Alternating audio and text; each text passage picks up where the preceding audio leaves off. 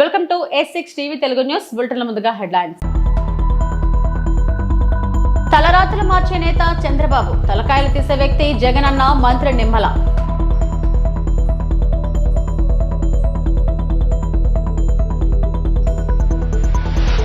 రాజధాని ప్రధాన పనులను 3 ఏళ్లలో పూర్తి చేస్తాం, మంత్రి నారాయణ.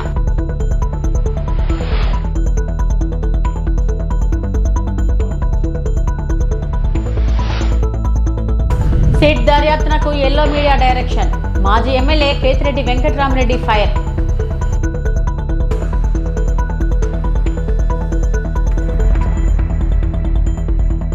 అమరావతిలో పనులు జరగట్లేదని జరుగుతున్న ప్రచారంలో వాస్తవం లేదని మంత్రి నారాయణ స్పష్టం చేశారు.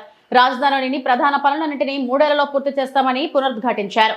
అమరావతి ప్రాంతంలో ఎల్ఎన్టీ, షాపూర్ జీ, పల్లోంజీ సంస్థలు చేపట్టిన భవనాల నిర్మాణాలను మంత్రి పరిశీలించారు. ఇంజనీర్లతో మాట్లాడి పనుల్లో పురోగతిని తెలుసుకున్నారు. ఆ 2 సంస్థలు చేపట్టిన పనుల్లో చాలా వరకు పూర్తయ్యాయని, కొద్దిమేర పనులు మాత్రమే పెండింగ్ లో ఉన్నాయని మంత్రి నారాయణ తెలిపారు. అమరావతిలో 4,000 మంది ఉద్యోగుల కోసం 100 పడకల ఆసుపత్రి, పాఠశాలల ఏర్పాటుకు విట్, SRM యూనివర్సిటీలు అంగీకారం తెలిపాయని మంత్రి వెల్లడించారు.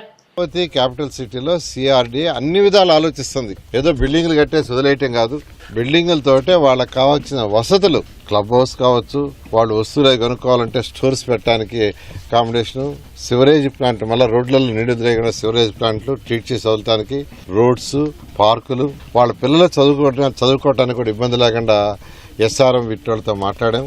జూన్కే ఇద్దరు స్కూల్ స్టార్ట్ చేస్తా ఉన్నారు. అదేవిధంగా 50-50 పెట్టి ఈ విధంగా అమరావతి క్యాపిటల్ సిటీలో రైతులకు ఏదైతే ఆ రోజు 34,000 ఎకరాలు తీసుకున్నామో వాళ్ళకి ఏదైతే మాట ఇచ్చామో 100కి 100 రూపాయలు యాక్చువల్గా 1 by 1 చేసుకుంటా వస్తాం. బహుశా ఈ నెల ఆగస్టు 15 వరకు వర్షాలు అయి ఉంటాయి కాబట్టి అవుట్ సైడ్ వర్క్ చేయడం కొద్దిగా ఇబ్బంది ఉంటుంది. ఇన్సైడ్ వర్క్ చేస్తూ వర్షం లేనప్పుడు అవుట్ సైడ్ చేస్తారు. బయట అక్కడ ఏం జరగట్లేదు, ఏమీ లేదని ప్రచారం చేస్తున్నారు. ఎవ్వరూ నమ్మొద్దు. ఎటువంటి పరిస్థితుల్లో కూడా Amaravati capital city A to Z 3 సంవత్సరాలు ఎటువంటి పరిస్థితుల్లో కూడా పూర్తి చేస్తామని అమరావతి క్యాపిటల్ సిటీలో ఉండే రైతు సోదరులందరూ తెలియజేస్తాం. సింగపూర్ గవర్నమెంట్ అనేది యాక్చువల్ గా అందరికి తెలిసిందే. వాళ్ళు చాలా హానెస్ట్ గా ఉంటారు, చాలా సిన్సియర్ గా ఉంటారు. వాళ్ళు పాకలాడరు. మనం ఎందుకు పిలిచామంటే వరల్డ్ మొత్తం వాళ్ళకి ఎస్టాబ్లిష్ ఉంది. వాళ్ళు ఈడకు వస్తే పెద్ద బ్యాంకుల్ని, పెద్ద కంపెనీలని ఈడకు తీసుకొస్తే అనేక మందికి ఇక్కడ ఉద్యోగాలు వస్తాయి, మన ఆర్థిక వ్యవస్థ పెరుగుతున్న ఉద్దేశంతో ముఖ్యమంత్రి గారు వాళ్ళని రిక్వెస్ట్ చేసి మాట్లాడి చేస్తే గత ప్రభుత్వం చేసిందని. ప్రజల తలరాతలు మార్చే నాయకుడు చంద్రబాబు అయితే తలకాయలు తీసే వ్యక్తి జగన్ అని మంత్రి నిమ్మల రామానాయుడు అన్నారు. తిరుపతి నియోజకవర్గంలో నిర్వహించిన సుపరిపాలనలో తొలి అడుగు కార్యక్రమంలో మంత్రి నిమ్మల పాల్గొన్నారు. నాయకుడు అంటే రక్షించేలా ఉండాలి కానీ జగన్ లా చంపే విధంగా ఉండకూడదని వ్యాఖ్యానించారు. తలకాయలైనా మామిడికాయలైనా తొక్కించుకుపోతానంటున్నాడని, మానవత్వం లేని వ్యక్తి ఒక పార్టీని నడపడం విడ్డూరంగా ఉందని ఎద్దేవా చేశారు. పారిశ్రామికవేత్తలు రాష్ట్రానికి రావాలంటే భయపడుతున్నారని, మళ్లీ జగన్ రాడు అని భరోసా ఇవ్వమంటున్నారని తెలిపారు. గ్రామానికి వెళ్ళినా ఏ గడప తొక్కినా కూడా ప్రజలందరూ కూడా చాలా బాగుంది పరిపాలన అని చెప్పి మరి ప్రజలందరూ కూడా మెచ్చుకుంటున్నటువంటి పరిస్థితి. ఈ సంవత్సరం కాలంలోనే ఇంత పెద్ద ఎత్తున సంక్షేమాన్ని కొనసాగించుకుంటూ మరి ఈ నెలలోనే లేదా వచ్చే నెలలో కేంద్రం ఎప్పుడు నిధులు వాళ్ళ వాటా మంజూరు చేసిన వెంటనే అన్నదాత సుఖీభావ కింద కూడా రైతుకి 20,000 రూపాయలు పెట్టుబడి సాయం అందించేటువంటి కార్యక్రమాన్ని కూడా మరి కేంద్రంతో కలిపి మరి ఇమీడియట్లీ అది కూడా శ్రీకారం చుట్టబోతూ ఉన్నాం. అదేవిధంగా రేపు ఆగస్టు 15వ తేదీ నుంచి మహిళలు మరి ఉచితంగా ఆర్టీసీ బస్సు సౌకర్యం కల్పించబోతూ ఉన్నాం. అంటే ఇంత పెద్ద ఎత్తున సంవత్సరం కాలంలోనే ఆర్థిక పరిస్థితి సహకరించకపోయినప్పుడు కూడా ఇంత పెద్ద ఎత్తున సంక్షేమ కార్యక్రమాలు చేయడంతో పాటు మరొక పక్క అభివృద్ధి కార్యక్రమాలు కూడా. ఎందుకంటే మీరందరూ కూడా చూస్తూ ఉన్నారు, ఏదైతే మరి ఆ రోజు అమరావతి కాదు 3 ముక్కలు అన్నాడు. మరి ఆ 3 ముక్కల్లో ఏ ముక్కలైనా సరే ఒక్క ఇటుక ముక్క పెట్టలేనటువంటి పరిస్థితి ఉంది. కానీ ఈరోజు మళ్ళీ రాజధాని లేనిటువంటి రాష్ట్రానికి మళ్ళీ అమరావతిని వేళ రాజధాని నిర్మాణం పూర్తి చేస్తూ ఉన్నాం. ఇంకొక పక్క పోలవరాన్ని ఆ రోజు ముంచేసినటువంటి పరిస్థితి.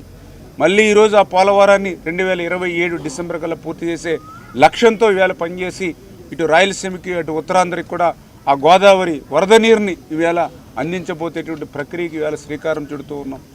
ఎన్నో పరిశ్రమలు గత 5 సంవత్సరాల పాలనలో మరి విసిగెత్తి ఈయన కక్షలకి భయపడి వెళ్ళిపోయినటువంటి పరిస్థితి. ఒక లూలు కానీ, ఒక కియో ఎక్స్టెన్షన్ కానీ, ఒక అమర్ రాజా కానీ, ఒక జాకీ కానీ, ఇట్లా ఎన్నో కంపెనీలు ఏదైతే రాష్ట్రం వదిలిపోయాయో మళ్ళీ ఆ పరిశ్రమలు పారిశ్రామికవేత్తలు అందరినీ తీసుకొచ్చి మళ్ళీ ఈ రాష్ట్రంలో ఉపాధి ఉద్యోగ అవకాశాలు ఈరోజు మళ్ళీ కల్పించేటువంటి ప్రక్రియకి మనం శ్రీకారం చుడుతూ ఉన్నాం. స్టీల్ ప్లాంట్ ప్రైవేటీకరణ కాకుండా కాపాడుకోగలిగాం, రైల్వే జోన్ను సాధించుకోగలిగాం, మెట్రోలను తీసుకురాగలుగుతూ ఉన్నాం. అంటే ఇంత పెద్ద ఎత్తున ప్రజలు అర్థం చేసుకుంటూ ఉన్నారు. కష్టంలో ఆర్థిక పరిస్థితి ఉన్నటువంటి స్థితిలో కూడా, మరి ఇటువంటి స్థితిలో కూడా ఇంత పెద్ద ఎత్తున సంక్షేమం ఇస్తూ ఉంది, ఇంత పెద్ద ఎత్తున అభివృద్ధి చేస్తూ ఉన్నారు. ఇది మంచి ప్రభుత్వం అని ఈవేళ ప్రజలందరూ కూడా ఈ సంవత్సర పాలన పట్ల ఆశీర్వాదం అందజేస్తున్నారని చెప్పి తెలియజేసుకుంటూ, మరి మీ ద్వారా కూడా ఈవేళ ప్రజలకు కూడా విజ్ఞప్తి చేస్తూ ఉన్నాం. ఎందుకంటే ఈవేళ తలరాతలను మార్చేటువంటి నాయకుడికి ఈవేళ చంద్రబాబు నాయుడు గారు పనిచేస్తూ ఉంటే, తలకాయల్ని తీసేటటువంటి వ్యక్తిగా ఈవేళ జగన్మోహన్ రెడ్డి రాష్ట్రంలో పనిచేస్తున్నటువంటి పరిస్థితిని దయవుంచి మీరందరూ కూడా గమనించమని కోరుతూ ఉన్నాం. ఎందుకంటే మీరు చూస్తూ ఉన్నారు ఈవేళ ఇంత అభివృద్ధి, ఇంత సంక్షేమంతో రేపు 2047 కల్లా మళ్ళీ తెలుగు జాతి ప్రపంచంలో నెంబర్ 1 స్థానంలో నిలపాలనేటువంటి ఆలోచనతో చంద్రబాబు నాయుడు గారు మీ తలరాతలు మార్చేటువంటి విధంగా పనిచేస్తూ ఉన్నారు. జగన్మోహన్ రెడ్డి గారు ఒక కక్షతో, అంటే 2024లో ఈ ఆంధ్రప్రదేశ్ రాష్ట్ర ప్రజలు నన్ను ఓడించారనేటువంటి కక్ష ఈరోజు ప్రజల మీద, రాష్ట్రం మీద, తెలుగు జాతి మీద కూడా పెట్టి ఈవేళ ఈ రాష్ట్రాన్ని ధ్వంసం చేయాలి, ఈ రాష్ట్ర భవిష్యత్తును విధ్వంసం చేయాలనేటువంటి ఆలోచనతో ఎప్పటికప్పుడు కుట్రలు పన్నుతూ, అలజడులు సృష్టిస్తూ, శాంతి భద్రతలకు వివఘాతం కలిగిస్తూ మళ్ళీ ఈ పరిశ్రమలు, పారిశ్రామికవేత్తలు ఈ ఆంధ్రప్రదేశ్ రాష్ట్రం రావాలి అని అంటే భయపడేటువంటి విధంగా ఈరోజు కూడా అడుగుతున్నారు పారిశ్రామికవేత్తలు. మీ రాష్ట్రంలో పెట్టుబడులు పెట్టాలని అంటే జగన్ మళ్ళీ రాడని గ్యారంటీ మీరు ఇవ్వండి అని అడుగుతేటువంటి పరిస్థితి. అంటే ఇటువంటి స్థితి వేళ జగన్మోహన్ రెడ్డి రాష్ట్రంలో కల్పిస్తున్నటువంటి పరిస్థితి. అందుచేతే అటువంటి వ్యక్తి, అటువంటి జగన్మోహన్ రెడ్డి గారు లాంటి వ్యక్తి ప్రజాస్వామ్యంలో ఉండడానికి కూడా అనర్హుడు, రాజకీయాల్లో ఉండడానికి కూడా అర్హత లేదు.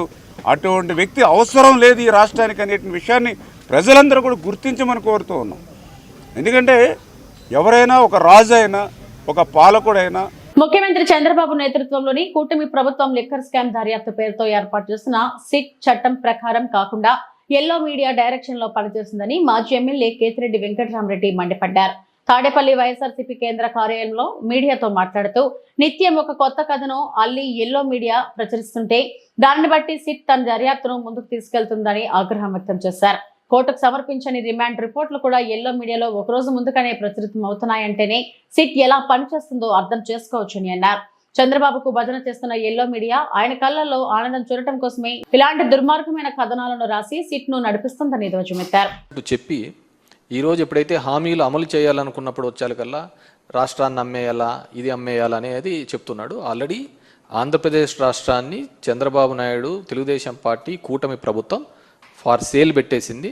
దాంట్లో భాగంగానే మొన్న కూడా చూసినాము 1,90,000 కోట్ల రూపాయలకు సంబంధించి ఏపీఎండీసీకి సంబంధించినవి కూడా కేవలం ఒక 9,000 కోట్ల కోసం ఈ మైన్స్ అన్ని కూడా గ్యారంటీగా పెట్టే సందర్భం కూడా చూడడం జరిగింది.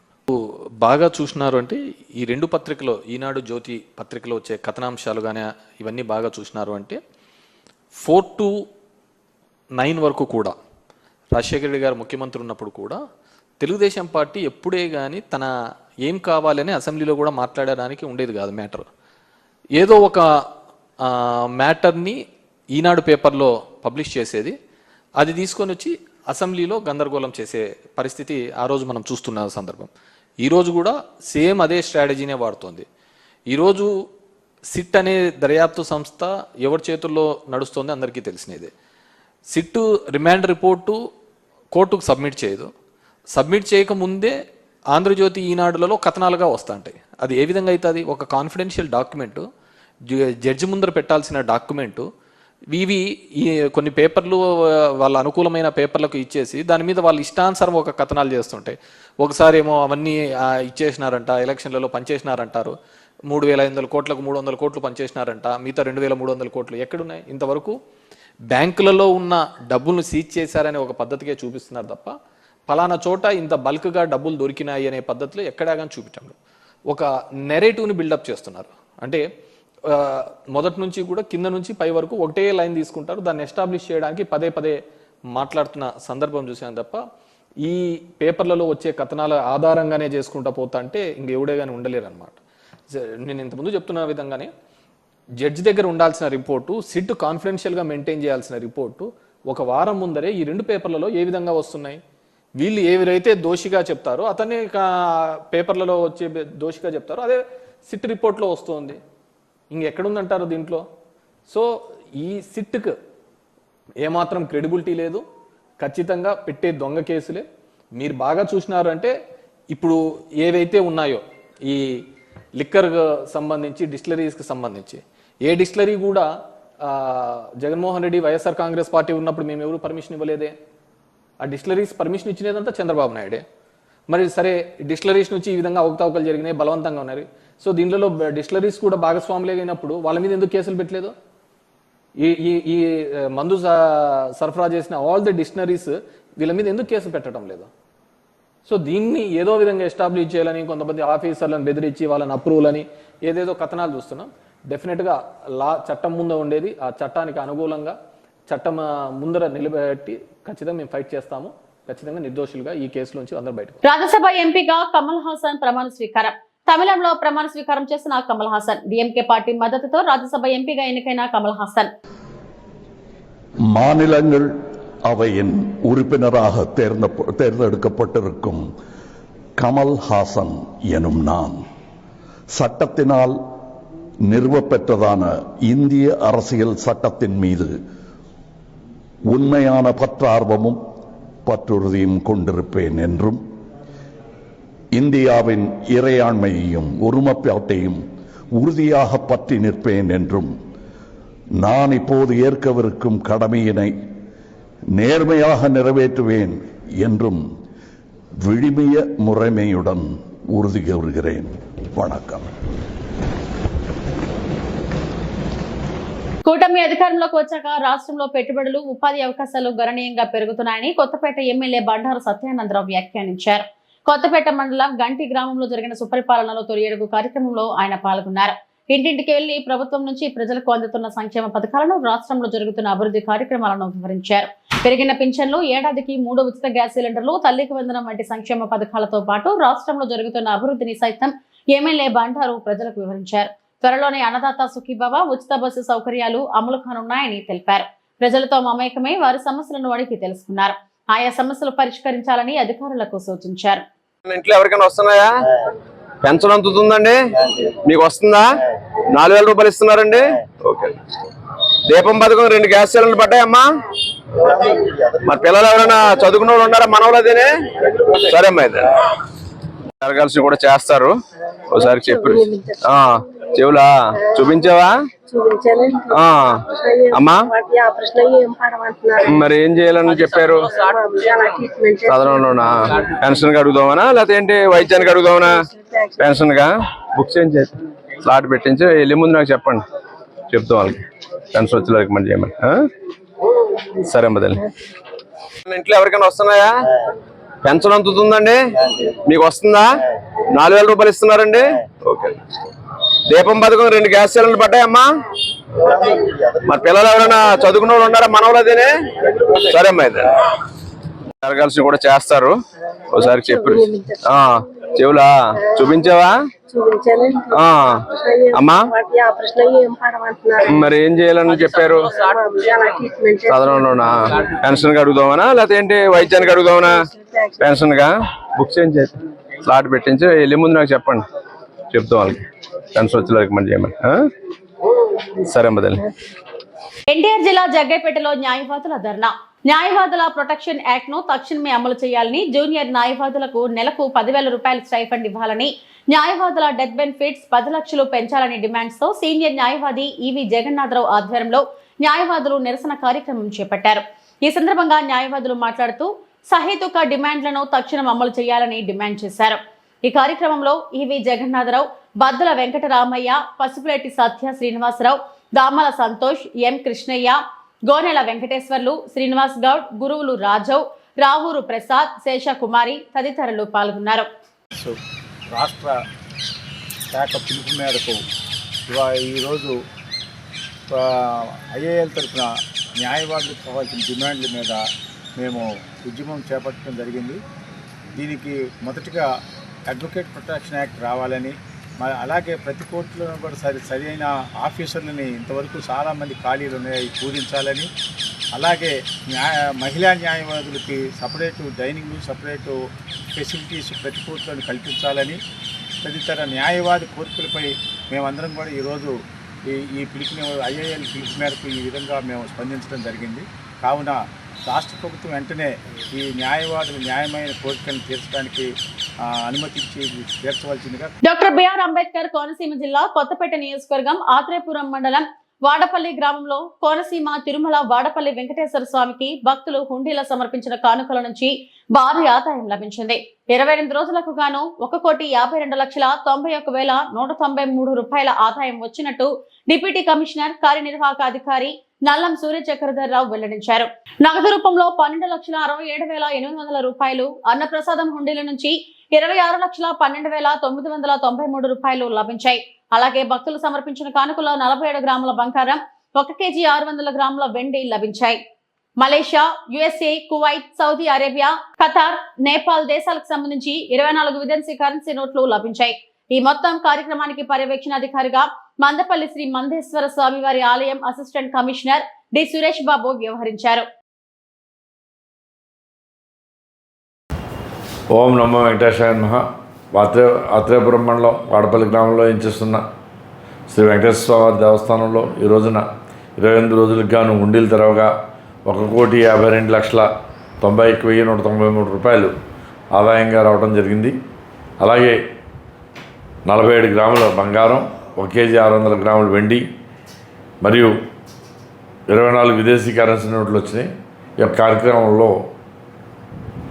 మందపల్లి ఏసీ సురేష్ బాబు, అలాగే TVSR ప్రసాద్ గారు తనిఖీదారు రాజమండ్రి, మరి గ్రామస్తులు, భక్తులు, మరి చైతన్య గోదావరి గ్రామీణ బ్యాంకు ప్రజాప్రతినిధులు, పత్రికా ప్రతినిధులు, పోలీసులు, శ్రీవారి సేవకులతోటి ఈ యొక్క కార్యక్రమాన్ని పూర్తి చేయడం జరిగింది. ఇది ఒక రికార్డ్ అని మీ ద్వారా భక్తులందరికీ కూడా నేను తెలియజేసుకుంటున్నాను. ఓం నమో వెంకటేశాయ నమః. ఏలూరు జిల్లా పోలవరం ప్రాజెక్టులోకి ఎగువ కురుస్తున్న భారీ వర్షాలకు భారీగా వరద నీరు వచ్చి చేరుతుంది. ప్రమాద స్థాయికి దగ్గరగా వరద రావడంతో లోతట్టు ప్రాంతాల ప్రజలు బిక్కుబిక్కుమంటూ జీవిస్తున్నారు. ప్రాజెక్టులోని ఎగువ స్పిల్వే దగ్గర నీటి మట్టం 28.440 మీటర్ల నమోదు కాగా, దిగువ స్పిల్వే దగ్గర 18.680 గా నమోదు కాగా, ఎగువ కాపర్ డ్యాం దగ్గర 28.600 మరియు దిగువ కాపర్ డ్యాం దగ్గర 18.00 నమోదు అయింది. 48 రేడియల్ గేట్ల ద్వారా 2,51,411 క్యూసెక్ల వరద జలాలను దిగువకు వదులుతున్న జలవనరుల శాఖ అధికారులు.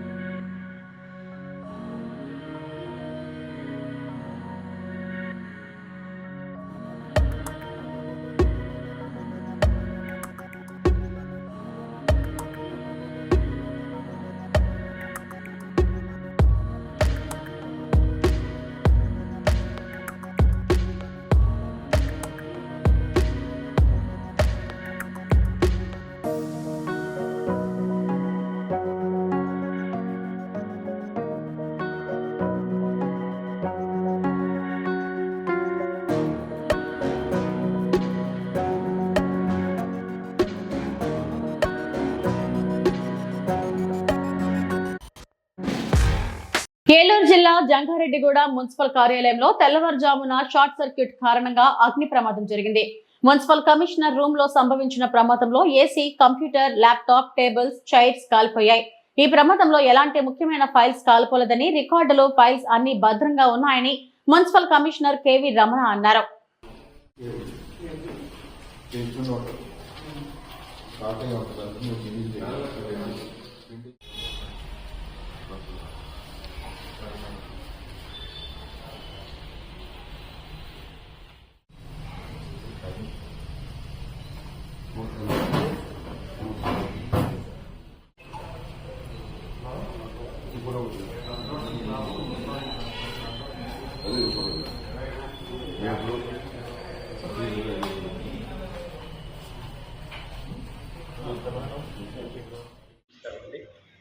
రాత్రి 2 గంటల నుంచి 3 గంటల మధ్యలో విద్యుత్ షార్ట్ సర్క్యూట్ వల్ల ఎన్ఆర్ఎం గృహలోని కమిషనర్ ఛాంబర్లో ఉన్న సిస్టంతో పాటు పక్కన ఉన్న టేబుల్ అండ్ చైరు కాల్పేయడం జరిగింది. ఎలాంటి ఇంపార్టెంట్ ఫైల్స్ కాలిపోలేదు ఒక తెలియజేస్తున్నాను. ఆ హీట్ వల్ల ఏసీ కూడా పూర్తిగా కాలిపోవడం జరిగింది. ల్యాప్టాప్ కొద్దిగా దెబ్బతినడం జరిగింది, అది కూడా పనికి రాకపోవచ్చు. ఈ సందర్భంగా ప్రజలకు కోరుతున్నాను, ఎలాంటి దినవారీ కార్యక్రమాలు పట్టగలరు. అలాగే ఎలాంటి ఇంపార్టెంట్ ఫైల్స్ కావచ్చు, మామూలు ఫైల్స్ కావచ్చు, ఎలాంటిది కాలిపోలేదని ఈ సందర్భంగా తెలియజేస్తున్నాను. Only laptop, system, chair and table పక్కన దెబ్బతిన్నాయి. ల్యాప్టాప్ సిస్టమ్ పూర్తిగా కాలిపోయిందని సందర్భంగా తెలియజేస్తాను. బాల త్రిపుర సుందరి అమ్మవారు శాకాంబరదేవిగా అలంకరణ. తాళ్లరేవు మండలం కోరంగి పంచాయతీ పరిధిలోని పాత కోరంగిలో గల పురాతన శివాలయంలో పవిత్ర మాస శివరాత్రి ఆరుద్ర నక్షత్రం సందర్భంగా స్వామివారికి విశేష పూజలు నిర్వహించారు. శ్రీ బాల త్రిపుర సుందరి సమేత శ్రీ కురుంగేశ్వర స్వామివారికి ఆలయ అర్చకులు కేఆర్కే సాయి ప్రసాద్ ఏకాదశ అభిషేకాలు, రుద్రాభిషేకం తదితర ప్రత్యేక పూజలు చేశారు. అనంతరం పవిత్ర ఆషాఢ మాసం సందర్భంగా శ్రీ బాల త్రిపుర సుందరి అమ్మవారిని శాకాంబరిగా అలంకరించి పూజలు చేశారు. ఈ కార్యక్రమంలో అధిక సంఖ్యలో మహిళలు పాల్గొని అమ్మవారికి సామాజిక కుంకుమ పూజలో పాల్గొన్నారు. సుదూర ప్రాంతాల నుండి అధిక సంఖ్యలో భక్తులు తరలిరావడంతో ఆలయం వద్ద పండుగ వాతావరణం నెలకొంది. కోమలై శుభై తవ పూజాం కరిష్యామి ఏకబిల్వం శివార్పణం దర్శనం స్పర్శనం పాపనాశనం అఘోరా పుష్పం కర్నూలు జిల్లా అదోని మండలం 12 లక్షల విలువ కల కర్ణాటక మద్యం జేసీబీతో ధ్వంసం. అదోని ఎక్సైజ్ స్టేషన్ పరిధిలోని వివిధ దఫాలుగా పట్టుబడ్డ మొత్తం 94 కేసులలో పట్టుబడిన 2055 లీటర్లు కర్ణాటక మద్యాన్ని కర్నూలు ఏఈఎస్ పర్యవేక్షణలో Adoni prohibition and excise circle inspector excise Saidal ఆధ్వర్యంలో నర్సింపచేయడం జరిగిందని, వీటి మొత్తం విలువ 12 లక్షల రూపాయలు మరియు నాటుసారాయి 17 కేసులలో 177 లీటర్ల నాటుసారాయిని నశింపచేసినట్లు excise station CI SK J Saidul media సమావేశంలో తెలిపారు.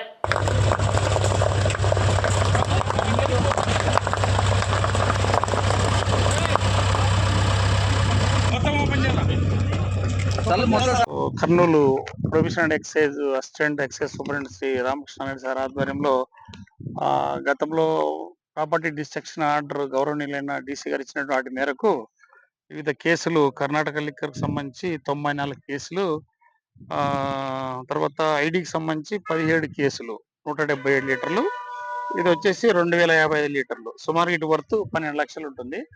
ఇవన్నీ సార్ ఆధ్వర్యంలో నశింపజేయడం జరిగింది.